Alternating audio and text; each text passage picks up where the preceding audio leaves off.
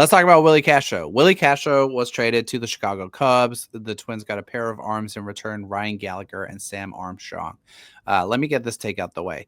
This is the trade I've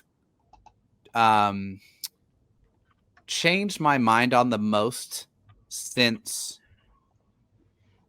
it was made, when I was like, You hated it. but I didn't hate it. You thought they got two worthless arms. I was not as informed as I needed to be about said arms. Gallagher is interesting. Not Horn. Armstrong, I don't think is gonna get enough swing and miss to be a guy. Like, he had a really good start in Double A the other day where he went 7 innings and struck out 1. Like, that's just not gonna work long term.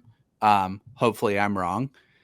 Gallagher is interesting. So at Double A, it's like 36 innings. It's not a ton of strikeouts, but he's also not walking a ton of guys. He had one extremely impressive start for Wichita so far.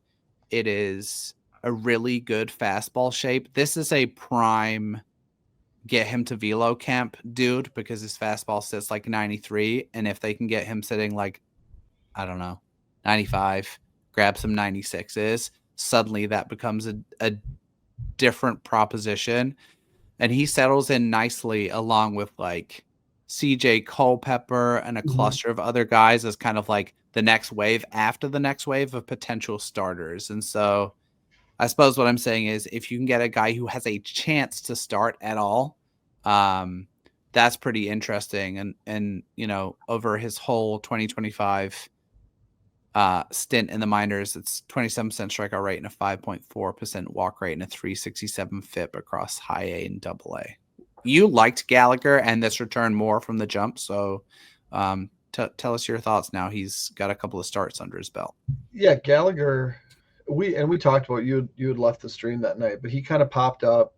I get the impression, and maybe I'm completely off, but that he was someone that the Twins really liked in the draft. Sacramento to Santa Barbara, like this is the Twins. This is where the Twins do a lot of their.